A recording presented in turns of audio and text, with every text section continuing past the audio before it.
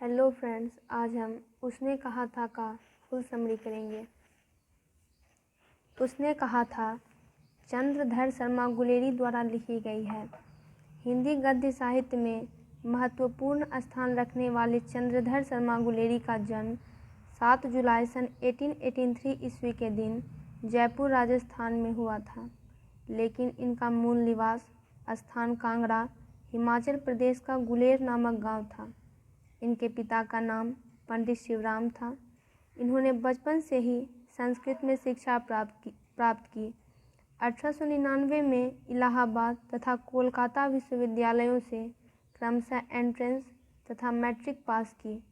सन 1901 में कोलकाता विश्वविद्यालय से इंटरमीडिएट करने के उपरांत सन 1903 में इलाहाबाद विश्वविद्यालय से बीए किया। गुलेरी जी सन 1904 में जयपुर दरबार की ओर से खेतरी के नाबालिग राजा जयसिंह के अभिभावक बनकर मेयो कॉलेज अजमेर में आ गए। कम लिखकर बहुत अधिक ख्याति प्राप्त करने वाले चंद्रधर शर्मा गुलेरी हिंदी गद्य साहित्य के एक प्रमुख लेखक हैं। वे हिंदी, संस्कृत, अंग्रेजी आदि भाषाओं के प्रकांड विद्वान थे। इन्होंने अपनी अभिरुचि के विभिन्न विषयों पर निबंध, लेख, टिप्पणियाँ आदि लिखी। हिंदी कहानी के विकास में इनका प्रत्यक्ष तथा परोक्ष रूप से महत्वपूर्ण योगदान रहा। कहानी का प्रारंभ अमृतसर नगर के चौक बाजार में एक 8 वर्षीय सिख बालिका तथा एक 12 वर्षीय सिख बालक के बीच छोटे से वार्तालाप से होता है। दोनों ही बालक बालिका अपने अपने मामा के यहाँ आए हुए हैं। बालिका व बालक दोनों सामान खरीदने बाजार आए थे कि बालक मुस्कुराकर बालिका से पूछता है, क्या तेरी कुर्माई हो गई, यानी क्या तेरी सगाई हो गई। इस पर बालिका कुछ आंखें चढ़ाकर धत कहकर दौड़ गई और लड़का मुँह देखता रह गया। ये दोनों बालक बालिका दूसरे तीसरे दिन एक दूसरे से कभी किसी दुकान पर कभी कहीं टकरा जाते और वही प्रश्न और वही उत्तर। एक दिन ऐसा हुआ कि बालक ने वही प्रश्न पूछा और बालिका ने उसका उत्तर लड़के की संभावना के विरुद्ध दिया और बोली, हाँ हो गई। इस अप्रत्याशित उत्तर को सुनकर लड़का चौंक पड़ता है और पूछता है, कब। जिसके प्रत्युत्तर में लड़की कहती है, कल। देखते नहीं, यह रेशम से कढ़ा हुआ सालू। और यह कहकर वह भाग जाती है, परंतु लड़के के ऊपर मानो वज्रपात होता है और वह किसी को नाली में धकेलता है, किसी छावड़े वाली की छावड़ी गिरा देता है, किसी कुत्ते को पत्थर मारता है और किसी सब्जी वाले के ठेले में दूध उड़ेल देता है और किसी सामने आती हुई वैष्णवी से टक्कर मार देता है और गाली खाता है। कहानी का पहला भाग यही नाटकीय ढंग से समाप्त हो जाता है। इस बालक का नाम था लहना सिंह और यही बालिका बाद में सूबेदारनी के रूप में हमारे सामने आती है। इस घटना के 25 वर्ष बाद कहानी का दूसरा भाग शुरू होता है। लहना सिंह युवा हो गया और जर्मनी के विरुद्ध लड़ाई में लड़ने वाले सैनिकों में भर्ती हो गया और अब वह नंबर 77 राइफल्स में जमादार है। एक बार वह 7 दिन की छुट्टी लेकर अपनी ज़मीन के किसी मुकदमे की पैरवी करने घर आया था।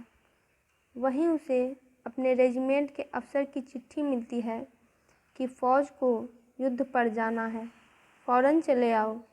इसी के साथ सेना के सूबेदार हजारा सिंह को भी चिट्ठी मिलती है कि उसे और उसके बेटे बोधा सिंह दोनों को युद्ध पर जाना है, अतः साथ ही चलेंगे।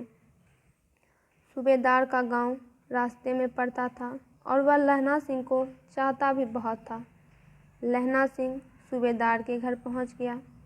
जब तीनों चलने लगे तब अचानक सूबेदार लहना सिंह को आश्चर्य होता है कि सेना के क्वार्टरों में तो वह कभी रहा नहीं, पर जब अंदर मिलने जाता है तब सूबेदार ने उसे कुर्माई हो गई वाला वाक्य दोहराकर 25 वर्ष पहले की घटना का स्मरण दिलाती है और कहती है कि जिस तरह उस समय उसने एक बार घोड़े की लातों से उसकी रक्षा की थी, उसी प्रकार उसके पति और एकमात्र पुत्र की भी वह रक्षा करे।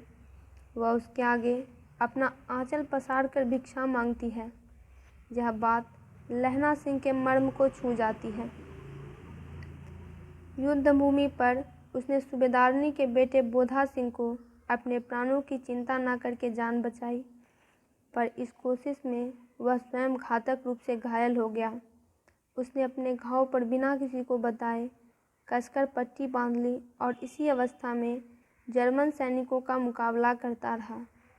शत्रु पक्ष की पराजय के बाद उसने सूबेदारनी के पति सूबेदार हजारा सिंह और उसके पुत्र बोधा सिंह को गाड़ी में सकुशल बैठा दिया और चलते हुए कहा, सुनिए तो, सूबेदारनी होड़ा को चिट्ठी लिखो तो मेरा मत्था टेकना लिख देना, और जब घर जाओ तो कह देना कि मुझसे जो उन्होंने कहा था वह मैंने कर दिया। सूबेदार पूछता ही रह गया कि उसने क्या कहा था कि गाड़ी चल दी। बाद में उसने वजीरा से पानी मांगा और कमरबंद खोलने को कहा, क्योंकि वह खून से तर था।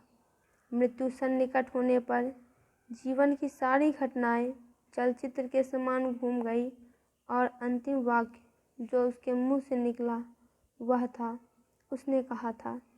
इसके बाद अखबारों में छपा कि फ्रांस और बेल्जियम 68 सूची मैदान में घावों से मरा नंबर 77 सिख राइफल्स जमादार लहना सिंह। इस प्रकार अपनी बचपन की छोटी सी मुलाकात में हुए परिचय के कारण उसके मन में सूबेदारनी के प्रति जो प्रेम उदित हुआ था, उसके कारण ही उसने सूबेदारनी के द्वारा कहे गए वाक्यों को स्मरण रख उसके पति व पुत्र की रक्षा करने में अपनी जान दे दी, क्योंकि यह उसने कहा था। फ्रेंड्स, इससे रिलेटेड वीडियोस के लिए चैनल को सब्सक्राइब करें और वीडियो को लाइक और शेयर करें।